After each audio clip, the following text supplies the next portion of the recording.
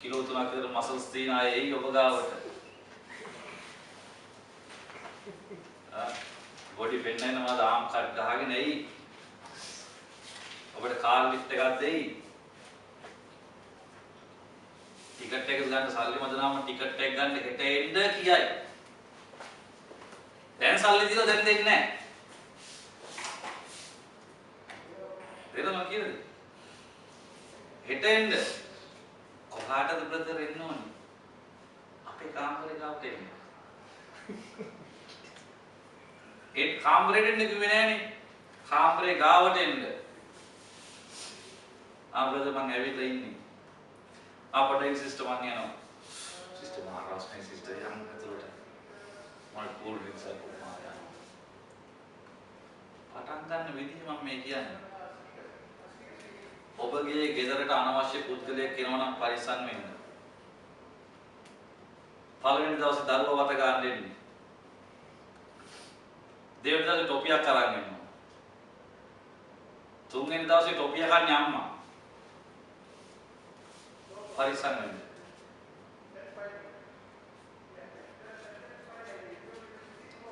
ආමෙන්.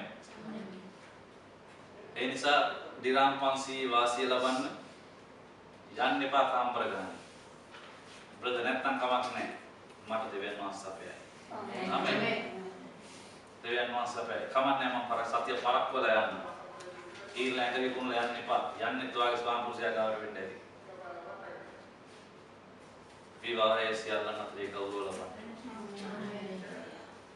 ආමෙන්. ඒ නිසා අපි පරිස්සම් වෙන්න ඕනේ.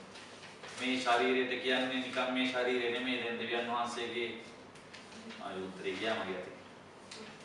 මේ ශරීරයක් නෙමෙයි දැන් මේක අපේ. මේක දෙවියන් වහන්සේගේ මාලිගාව.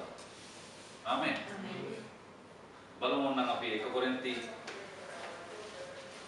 3 පරිච්ඡේදයේ 19 මම හිතනවා.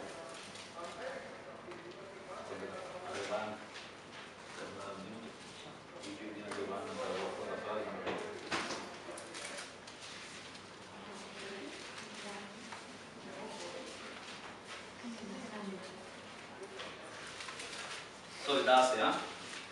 16. 3:16. නුඹලා දෙවියන් වහන්සේගේ මාලිගාව බවද ආත්මයන් දෙවියන් වහන්සේ නුඹලා තුළ වාසය කරන බව නොදැනුවද? යමෙක් දෙවියන් වහන්සේගේ මාලිගාව නාස්ති කරන්නේ නම් දෙවියන් වහන්සේත් ඔහුව නාස්ති කරනසේක. ආමෙන්. 1 කොරින්ති 3:16 ආය 1 කොරින්ති 6:19 මේ දෙවියන් වහන්සේගේ මාලිගාව 6:19 මම මේකෙන් දුබයි වල බයිබල් පන්තියක් කියලා මේ වදන් තියෙනවා 6:19 නොත් නුඹලාගේ ශරීරය දෙවියන් වහන්සේගේ මාලිගාව දෙවියන් වහන්සේගේ ලැබූ නුඹලා තුල ඇත්තා වූ සුද්ධත්වයන් වහන්සේගේ මාලිගාව බව නොදැනෙවද? නුඹලාම නුඹලාට අයිති නැත. 2 කොරින්ති 6 මට හිතෙනවා ඕගලන් අපුම් කන් දුන්නා නම් මම කියනවා මම හිතලා ඔබට ඇහෙනවා කියලා. 2 කොරින්ති 6:16 මම හිතනවා. ඔව්. මක්නිසාද අපි දෙවියන් වහන්සේගේ අපි ජීවමාන දෙවියන් වහන්සේගේ මාලිගාවය. ආමෙන්. අපි ජීවමාන දෙවියන් වහන්සේගේ මාලිගාවය. කී දෙනෙක් දන්නවද මේ ජීවමාන දෙවියන් වහන්සේගේ අත්වලින් තමයි මනුස්සයව මැනුවේ කියලා. හැදුවේ කියලා. දූවිල්ලෙන් හදලා දෙවියන් වහන්සේගේ හුස්ම තමයි මනුස්සයගේ නාස්පුඩු වලට දුන්නේ. ආමෙන්. ඉතින් අපි දෙවියන් වහන්සේගේ මාලිගාව නාස්ති කරන්න හොඳ නැහැ. ආමෙන්. දෙවියන් වහන්සේ අපි හිතමු මේක සුද්ධ භූමියක්. මේ ස්ථානය සුද්ධ භූමියක් කියලා. ඔබයි මායි මේ සුද්ධ භූමියට ඇතුල් වෙන්න මට හඳුන් දුන්න හොඳයි. ඔය මේක අන්තර්ජාල කරන නිසා මේක සුද්ධ භූමියක් කියලා අපි හිතමු. නැත්නම් ඔබ සුද්ධ භූමියක්ම කියමු අපි. මේ සුද්ධ භූමියට ඔබ යනකොට කොච්චර සුද්ධවද යන්න අවශ්‍යද? කොච්චර පිරිසුදු වෙන්න ඕනද? ඔබ නාලා හොඳට පිරිසිදු වෙනුම් ඇදලා යනකොට ගෞරව කරන්න මිනිස් සමහරවිට තපතුසේ ගලවලා ඔබ ගෞරවාන්විතව තමයි ඔබ ඒ පූජ්‍ය නැත්නම් සුද්ධ භූමියට තුල් වෙන්නේ. ආමෙන්.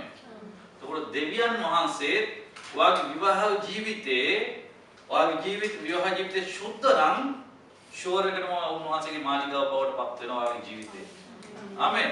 එතකොට උන්වහන්සේ ෂුවර් එකටම වාගේ මාලිගාවේ වාසය කරනවාමයි. එතකොට පුළුවන් ඔබට නියම දෙවියන් වහන්සේගේ ඇස් වලින් දකින්න මේක කාමීච්ඡාචාරය මේක යහපත කියලා තෝරගන්න පුළුවන් වෙනවා. ආමෙන්. මේක යහපත අර යහපත කියලා තෝරන්න පුළුවන් අපිට එතකොට. එතකොට තෝරගන්න කවුද මේ කරුණාව දෙන්නේ? ශුද්ධාත්මයන් වහන්සේ. ශුද්ධාත්මයන් වහන්සේ කියනවා කෙල්ලෙක් දැක්කහම ඔබ කසාද බැඳලා. නේද? කී දෙනෙකුට ශුද්ධාත්මයන් වහන්සේ කතා කරලා තියෙනවද? මම කතා කරන්නේ නැහැ විවාහය ගැන. විවාහය වලට පැත්තකට. කී දෙනෙකුට ශුද්ධාත්මයන් වහන්සේ කතා කරලා තියෙනවද? එහෙනම් ඉතින් මේකට කතා කරන්න ඕනේ. මේකට ශුද්ධාත්මයන් වහන්සේ අහක බලාගන්නේ නැහැ. මේ විවාහය දෙවියන් වහන්සේ ගෞරව ලබන දෙයක්. උන්වහන්සේ ගෞරව ලබන දේ හැම මොහොතකම උන්වහන්සේ ඇසිපියේ නොයලා බලාගෙන ඉන්නවා. ගීතාවල 121 කියන උන්වහන්සේට නිතිබරක් වෙන්නෙත් නැහැ කියලා. උන්වහන්සේ හොඳට හැරගෙන අපි දෙන ඉතා හොඳ අවධානයෙන් ඉන්නේ බලාගෙන. අපි හිතනවා අපි කරන දේවල් දෙවියන් වහන්සේ දකින්නේ නැහැ කියලා. ඔබට හිතන්න කලින් දෙවියන් වහන්සේ දන්නවා ඔබ හිතන්න යනවා කියලා.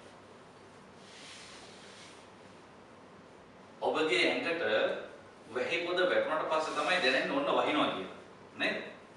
නැත්තම් කුණාටු එනකොට ඔබ ළඟ කියනවා අනුමාන කරනවා ඔන්න වැස්සක් එන්න යනවා. නමුත් වැස්සක් එන්න ආවට වැහි පොද වැටුණාට පස්සේ තමයි ඔබට තේරෙන්නේ ඔන්න වැටුණා කියලා. නමුත් වැස්ස එහෙම පටන් ගන්න ඉවරයි. ආමෙන්. මේ බල්බ් එකට කරන්ට් එක එන්න ඔබ දනිෂයෙන් පොඩි කාලයක් ගත වෙනවා මේකට. නේද? ඒ වගේ දෙවියන් වහන්සේ ඔබ සිතන්න කලින් දන්නවා මොනවද වෙන්න ඕනේ කියලා. ඒකයි සුත්තාත්මයන් වහන්සේගේ ක්‍රියාව වෙන්න කලින් උන්වහන්සේ වළක්වනවා. හැබැයි අපි විශ්වාස කරන්නේ දෙවියන් වහන්සේගේ මාලිගාව කියලා. එතකොටයි වාට ඒ නියම සිතුවිල්ල සුත්තාත්මයන් වහන්සේගේ සිතුවිල්ල වාගේ ඇතුලේ ක්‍රියා කරන්න පටන් ගන්නවා. ආමෙන්. එතකොට මේ වේශ්‍යකම කෙනෙක් අපි පලාදුවන්ට උන්. පලාදු කෙනෙක් කියන්නේ බයිබලයේ ඉන්නවනම් දන්න කෙනෙක් ඉන්නවනම් අත උසන. කටවල් නැහැ නැත්තොත්. අත් දෙකක් විසවුණා. හරි ප්‍රශ්නේ මම මෙහෙමයි අහන්නේ දැන්. නිකන් අහන්නේ ඔබ සිම්පලි අහලා වැඩක් නැහැ. කාගේ කවුද?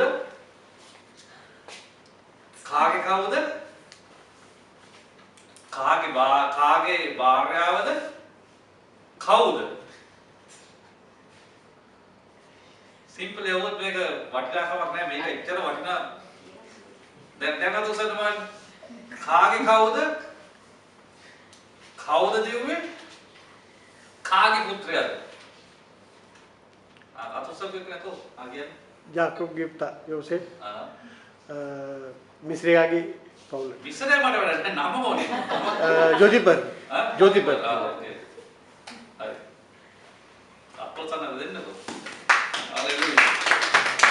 ඒක තමයි අලා දෙව්වා. මොනවාද ඇඳුම දාලා දිප්පේ. මං හිතනවා පස්ස බලන්න දුවන්නේ නැති කියලා.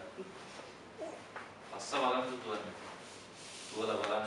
හිතට එක දුවලා බලන්න. ඔබ හිතගෙන දුවනවා කියන්නේ මහා පාර දුවන්න එපා. ඔබ පොලිසිය කඳ ගන්න. හිතරෙන් දුවන්නේ ආත්මෙන් දුවන්නේ. කෙල්ලෙක් දැක්කම කියන්නේ හිතන මේ වචනේ.